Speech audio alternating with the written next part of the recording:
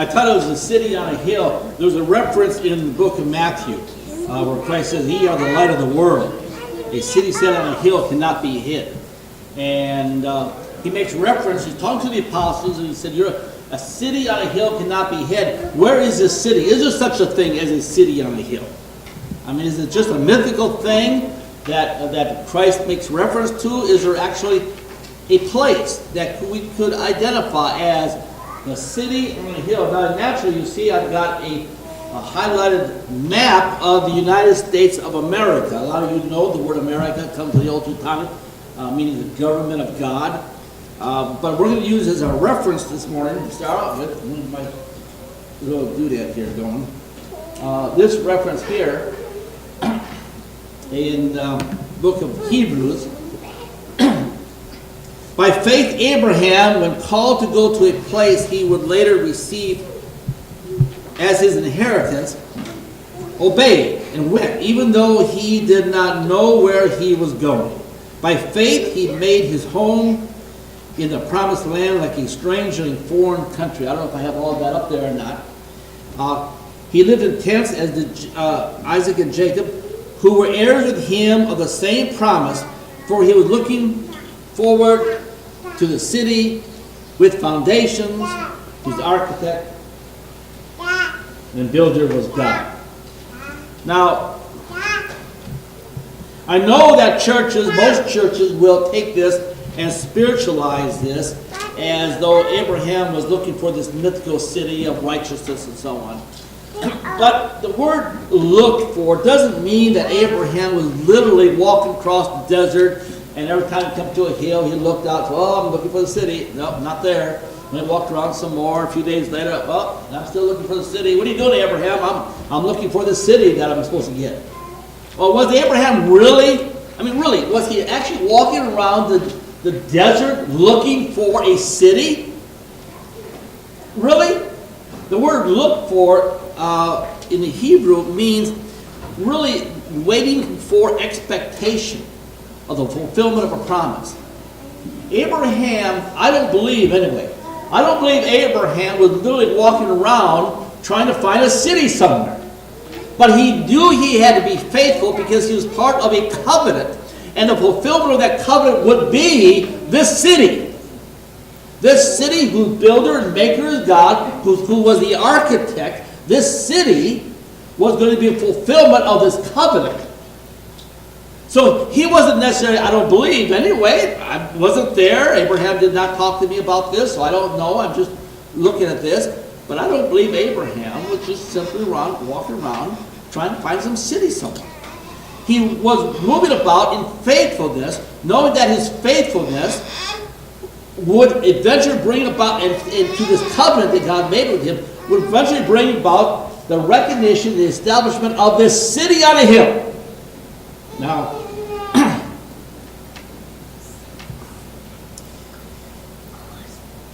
let me stop here a second.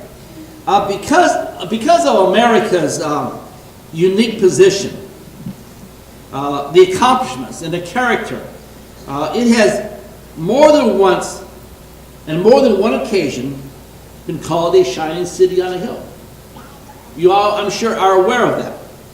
That America has been referred to in poetic terms. Ronald Reagan is the most notable one that they point to that, but Ronald Reagan was actually referring to an earlier statement by John Winthrop in 1630, referred to America as a shining city on a hill.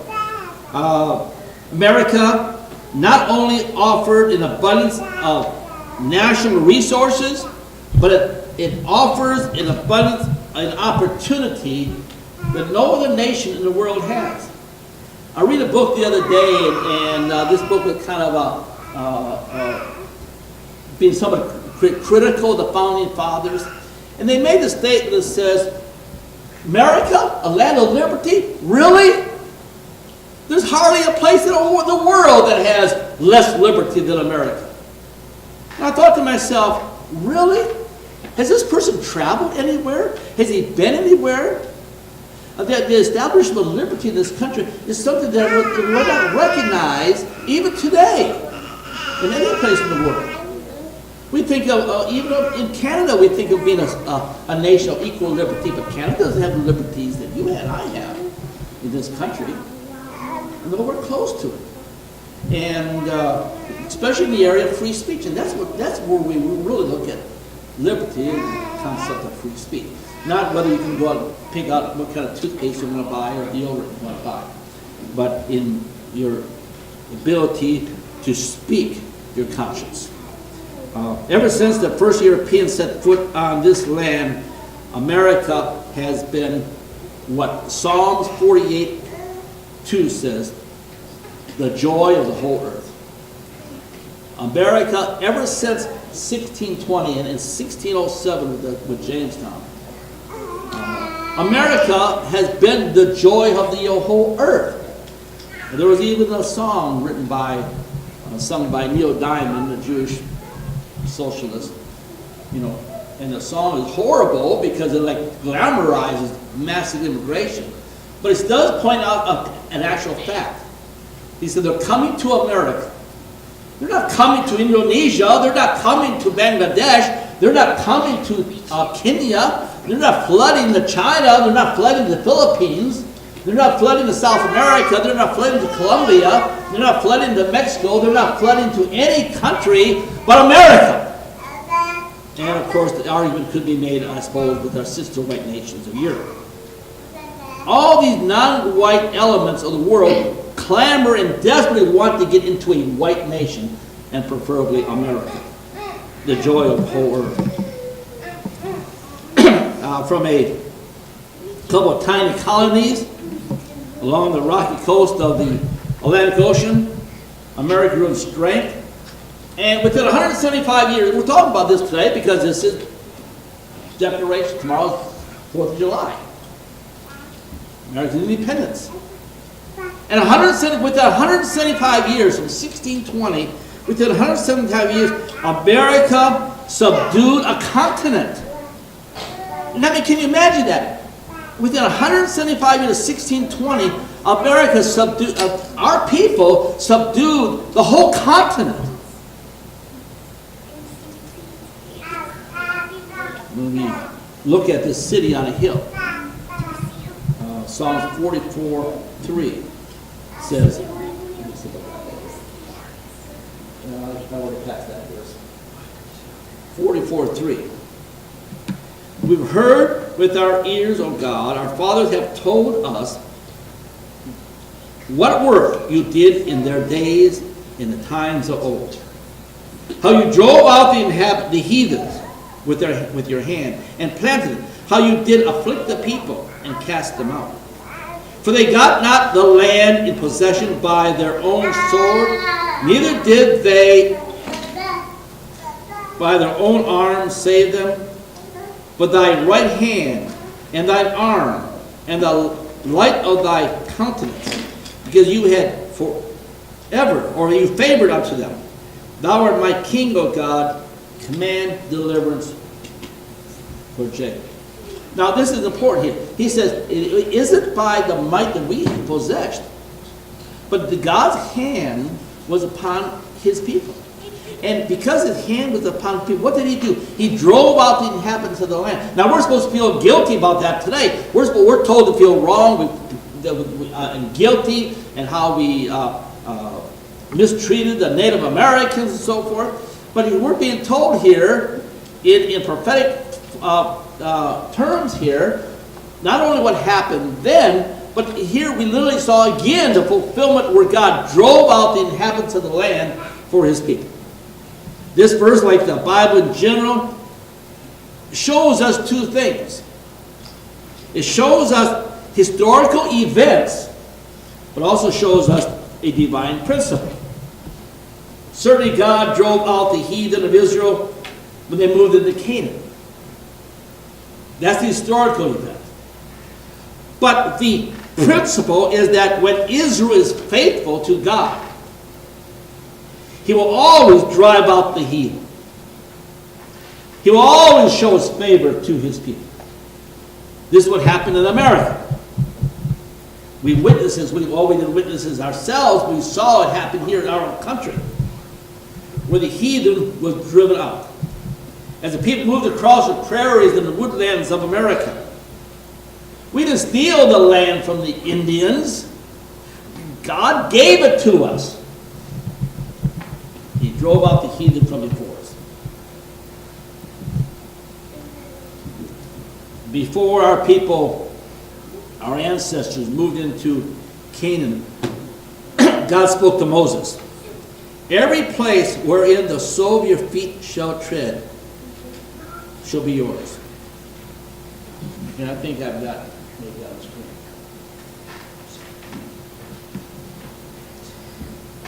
Every place that the sole of your foot shall tread upon, that I have given unto you.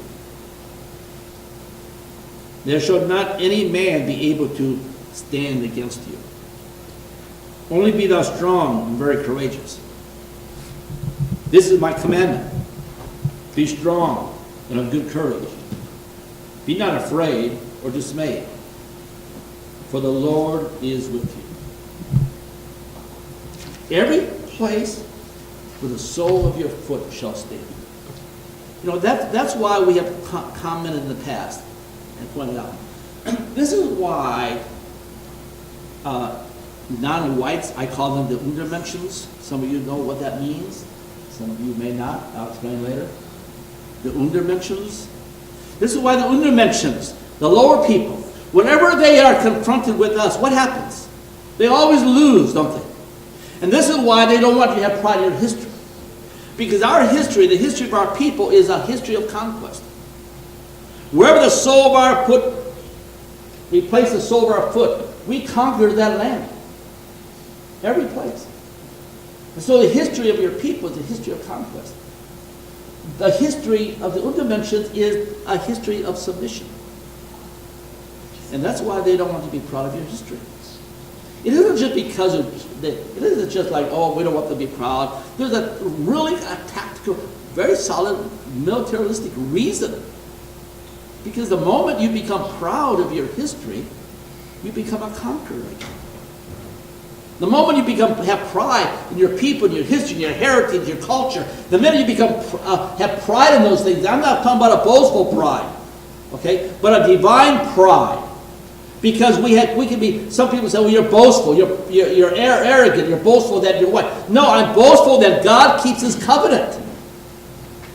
We have a God that keeps his covenant. When he said, wherever your soul places, wherever you place the sole of your foot will be yours, not by our doing, but because God keeps his covenant. He keeps his promise. And he kept his promise to us.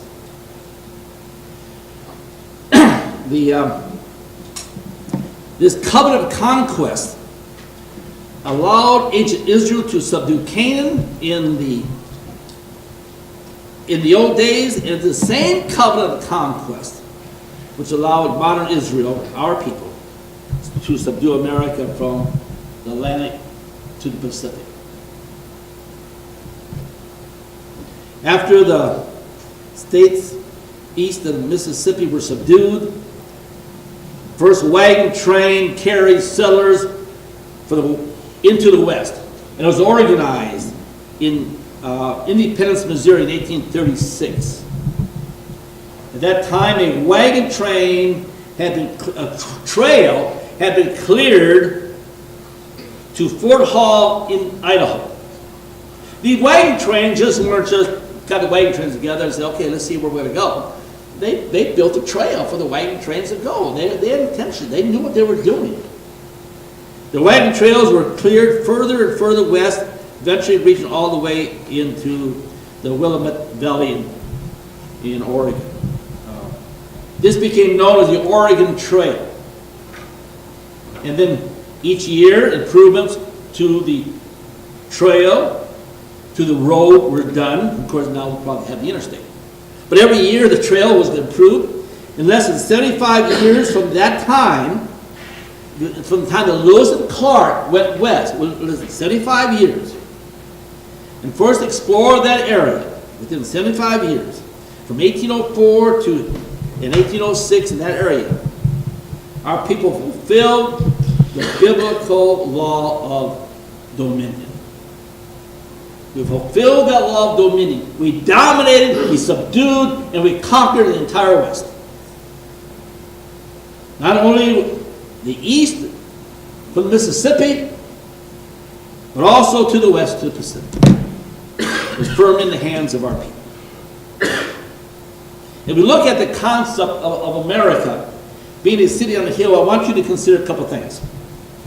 Number one, America is a blessed land. America is a blessed land. And America is not only a blessed land, but America is a chosen land. And America is a land of destiny. This was a concept cut deep into the heart of Francis Scott Key when he wrote his poem, which later became our national anthem. You know, Francis Scott Key was out in a ship, a British ship outside of Fort Henry. And through the night he heard the bombardment upon the shores.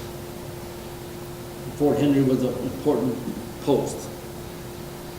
And they wondered whether the flag would still be there by morning or whether it would be falling to the British guns. The last stanza of our national anthem, to me, is the most inspirational. It says, "Oh, thus be it ever, when free men must stand between their loved homes and the war's desolation. Blessed with victory and peace, may the heaven-rescued land praise the power that has made and preserved us a nation. And conquer we must, for our cause it is just. And this be our motto, in God is our trust." We were given a land that borders the Atlantic Ocean in the east and the Pacific Ocean in the west. We have a general coastline of 5,743 miles. But if you can't count the actual coastline because of all the in and outs and so on, the bays and so forth, the coastline of America is 64,739 miles. America is the wealthiest nation in the world.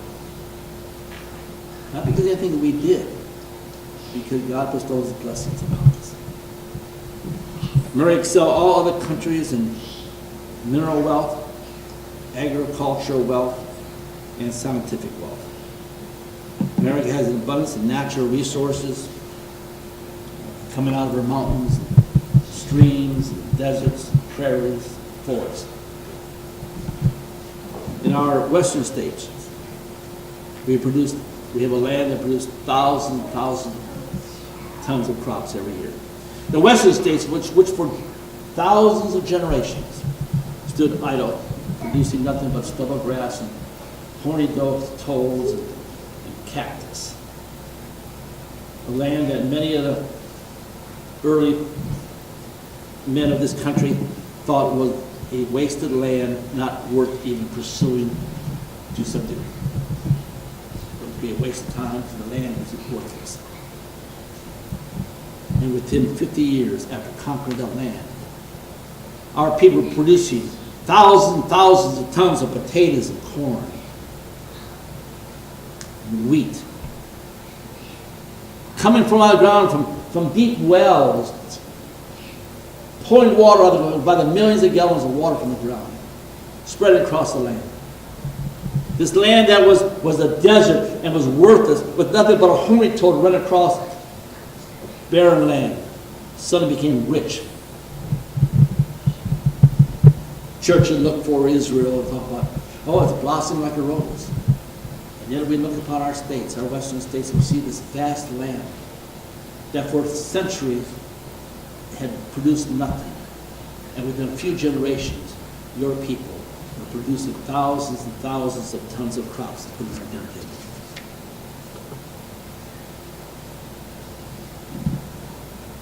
So a city on a hill.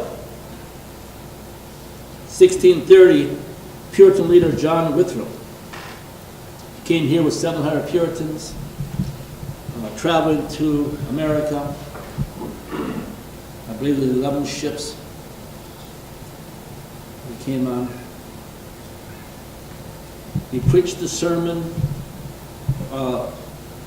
in passage. He had a sermon for the people traveling with him. And he made this reference to America, being a city on a hill that all the world will look to. A city on a hill. Is that the city that Abraham was looking for? Taking his cue from Matthew 5:14, which likened America to a city on a hill. He said, the land will be our God.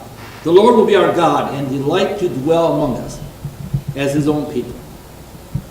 And will command a blessing upon us in all our ways, so that we shall see much of his wisdom, power, and goodness, and truth, than formerly we have been acquainted with. We shall find that the God of Israel is among us. When 10 of us shall be able to resist 1,000 of our enemies, when he shall make us a praise and a glory, that men shall say of succeeding plantations, may the Lord make it like that of New England. For we must consider that we shall be as a city on a hill. The eyes of all people are upon us. The joy of the whole earth.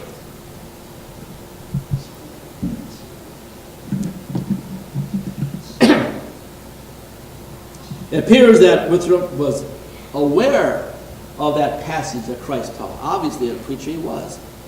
We said that you'll be a city on a hill. Nathaniel Morton was an early colonist. He lived in 1616 until 1685. And he was the son or the nephew of William Bradford, the governor of Plymouth County. He wrote the book called New England Memorial, which gives a history of the colonies. And part of the reason he wrote it, if I got that on the screen there, part of the reason he wrote this is he said, what our fathers have told us, he wanted to remember what our fathers have told us.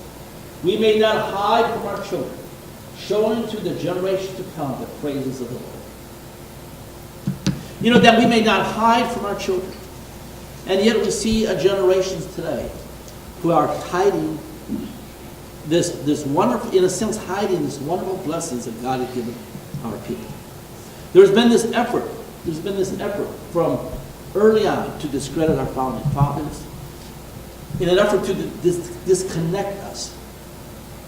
When you take away your roots and you take away the foundation, you become loose. You have no guide anymore. And there's been this effort going way back with and I'm going to talk about this here in a few weeks, going way back to the efforts of the Frankfurt School to disconnect us from the faith, the teachings of our forefathers, to make them those who are against it want to turn them into something. Because we will look upon these people, we will emulate them and understand the courage of what they went through, and to discredit them. King David said the same thing, and Nathaniel Morton said. He said, we have heard with our ears, O God, our fathers have told us what work you did in their day, in times of old, how you drove out the heathen from the land. So King David and Nathaniel Morton are saying that how important it is that we look back and we connect with these people, this history, this heritage, this culture, these people who we were, who we sprung from. That we have roots in something that is more than just a 20th century phenomenon. We have roots in history. We have roots in culture. We have roots in our forefathers. And the terrible price they're willing to suffer and endure to buy us our freedom. John Adams says that succeeding generations will never appreciate what the founders did to purchase our freedom. It's so true today. I don't think we can.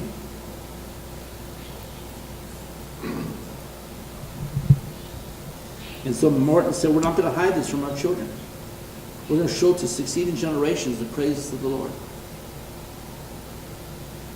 And he writes, then he continues on and says, that especially the seed of Abraham, his servant, The children of Jacob, his chosen, may remember his marvelous work. How that God brought a vine into this wilderness. A vine into this wilderness. That he cast out the heathen and planted it. And he also made room for it. And he caused it to take deep root and to fill the land so that it hath sent forth its boughs into the sea and branches into the river. This vine would grow and take root in America. This vine of Israel would grow and take root and grow and prosper. Psalms 80, he makes reference to Psalms 80, verse 8 and 9. And he said, not only, but also that he hath guided his people by his strength to his holy habitation, and planted them in the mountain of his inheritance.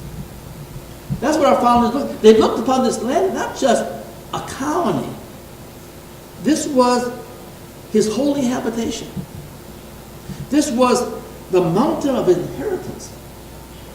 We possess a wonderful blessing from the Lord. We possess something that has been given to us, not by our strength, by our might, not even by our wisdom. I hear conservatives talk all the time about we were blessed because the founding fathers did thus and thus. You hear that all the time. They honored America, or they had strong families, or they were Christian people, and all those things are true. But we were blessed not because of something our forefathers did, but because of who they were. They were the children of the Most High God. Abraham was given a wonderful covenant, and I believe it's quite likely that God allowed him to look down through the ages and he could see this city on a hill, this holy habitation, this Mount Zion, the city of God. There's a song, if I got it on the screen here. Psalm 48, 1-2, I think refers to America. That's my honest opinion. Great is the Lord and greatly to be praised. And somebody wrote a tune to it, so I'll sing the tune and you watch the words. Great is the Lord and greatly to be praised in the city of our God, in the mountain of his holiness, beautiful for situation. The joy of the whole earth is Mount Zion on the sides of the north, the city of the great King. What land sits on the sides of the north? It's America. In the Satanic Rebellion, Isaiah 14, what does it say? Satan said he seeks to what? Sit on the congregation on the sides of the north. What land does Satan want to dominate? Does he want to dominate Bangladesh? Does he want to dominate Kenya? Does he want to dominate the Philippines? What is the apple of the eye of the Satanic Rebellion? What land mass does he want to control? It's America. Where the congregation of the Lord came and were regathered into this land. Regathered here by the leading of God's hand. This vine that went over the wall of the Atlantic into America and grew and prospered. This land, America, the holy habitation, the Zion of God, the city that Abraham looked for, and fulfillment of his covenant. What other nation but America has been the joy of the whole earth? This special people, the sons and daughters of Europe, were the same people that the Apostle Peter is talking to when he says to our people, but you are a chosen generation. The word generation is used in the New International Version. It says race. You are a chosen generation, a royal priesthood, a holy nation, his own special people, that you may proclaim the praise of him who called you out of darkness to his marvelous light. That's who he's talking to. Your people, our people, nothing we did, but because the covenant that he made with Abraham and Isaac and Jacob, and the blessings he gave to Abraham, Isaac, and Jacob, and the fulfillment he said he would give to them. And among that fulfillment, he told Abraham, I'm going to give you a city on a hill. America. The fulfillment of God's covenant. That's what I project to you today. Israel is called into the light that stands to reason that is Israel, which reflects the light. The light that cannot be hid. This is what Jesus said, you are the light of the world. A city set on a hill cannot be hid. That's why there's this hatred. There's this hatred from the enemy. Isn't it a hatred for Muslims? There isn't a hatred for Hinduism. There isn't hatred for all these other scary religions from the East. But there's a hatred for Christianity. Because Christianity is the one bulwark that stands in the way of the satanic rebellion. Christianity. Our faith. Our people. Our nation. The congregation on the sides of the north. America is that shining hill. City on the hill. And that is exactly what they envisioned. This new land was to be the epic center of God's kingdom.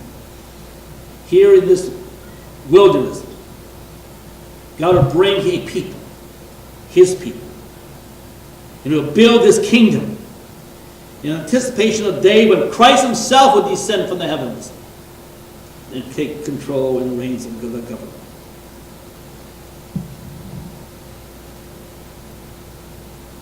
In 1630, Pastor John Cotton gave a sermon to a group of Puritans preparing to sail to America. And the text of his sermon was from 2 Samuel 7:10. And he said, moreover, I will appoint a place for my people Israel, and will plant them, that they may dwell in a place of their own, and move no more. He knew they were going to that place, that appointed place, that city on the hill. As you recall, it was only a few years earlier when the Pilgrims landed in New England that even before they set foot, as I understand, upon the New World, they gathered together into the Mayflower Compact, or the drafted Mayflower Compact, drafted together. And and they came together, they drafted the Mayflower Compact. They understood something. They were outside of the reach of the king. God led them here. Some people said that they fled here for religious freedom, and I believe that's probably a certain amount of truth. But at the same token, they felt they were led here to expand the kingdom of God. In the name of God, amen, we whose names are underwritten, the loyal subjects of our dread sovereign Lord King James, by the grace of God. King James, by the way, was the son of Mary Stuart, the Queen of Scots.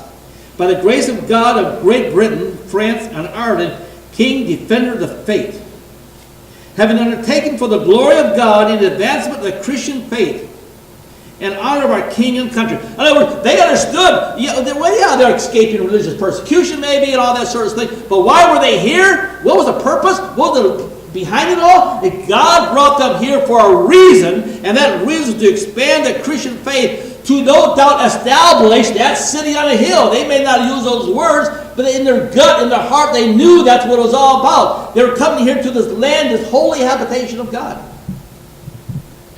And what's interesting here is that we have some people railing against the Constitution and it mandates of self-government, but the Mayflower Compact in itself was a statement of self-government.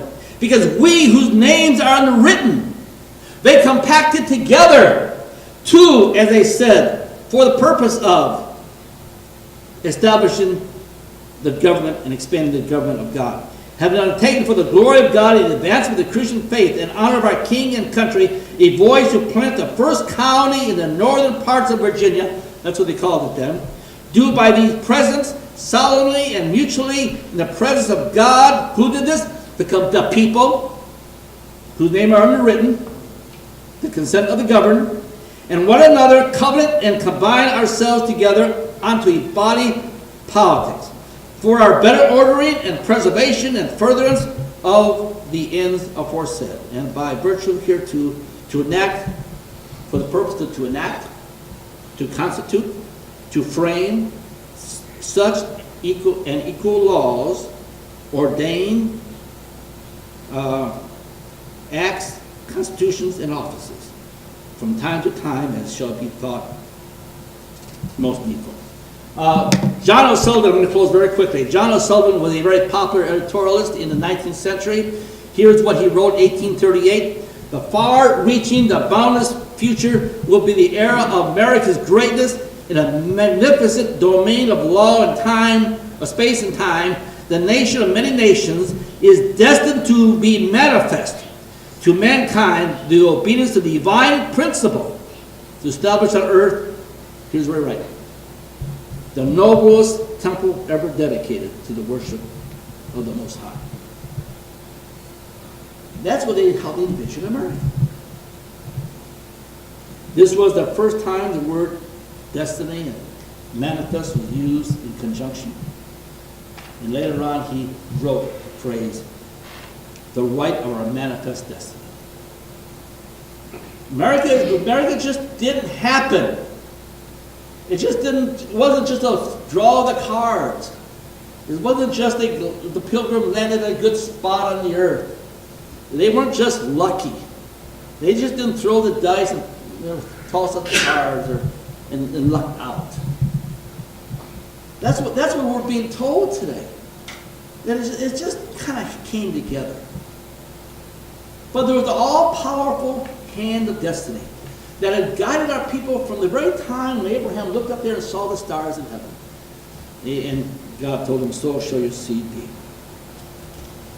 From that very moment, God had led our people, led our nation. The very time that he called Abraham, and Abraham was looking for a city. He wasn't looking for some place that, next hill or next horizon. He knew that his faithfulness would be fulfilled at the time when that city on a hill, the holy habitation, would be here in America, in the land of Jacob. So, in closing, we need to understand and take this into our heart that when we're facing this attempt to annihilate and to genocide our people, when we see this attempt to take away our honor and take away our dignity and reduce us into just life forms that move about in the world, that we have a connection. We have a connection, not just a connection in the books, but we have a very spiritual, holy connection that dwells in our hearts, and dwells in the hearts of our forefathers, and dwells in the hearts of those who founded this republic and gave us this nation, and all the way back into our forefathers, into Europe, and into the time when Abraham was called out of the Ur of Chaldees. God has been leading our people from that point on to this very hour. He's not going to forsake us. He's not going to turn against us. He tells us, be of courage, be strong, and have good courage. And then he says, this is the commandment. We're commanded to be strong. We're commanded to have courage in the face of this attempt to destroy us and destroy our people. Our Father, we thank you for this day, and we thank you for your blessings and the watch care over us. We're so grateful that you touched the hearts of men and women in days gone by. Put in their hearts and soul and led them forward and created this nation. I'm so thankful that you had the men gathered there in Philadelphia. We know that they weren't righteous men, they were men.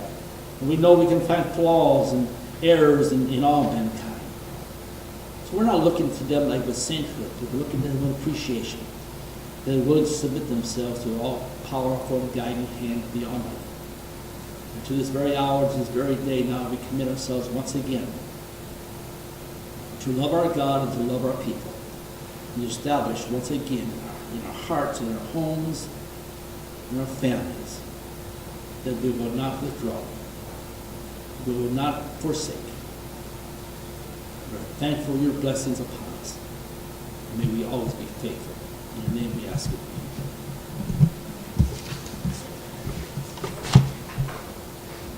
Thank you, Pastor Rob. If you'd like to get more information regarding church services here, you can write to us at Christian Revival Center, P.O. Box 602, Harrison, Arkansas 72601. That's Christian Revival Center, P.O. Box 602, Harrison, Arkansas 72601. Or you can email us at revival@southshore.com. Revival@southshore.com. And with that, I believe we're going to have one more song. And Jonathan, you can come up, and everyone please stand.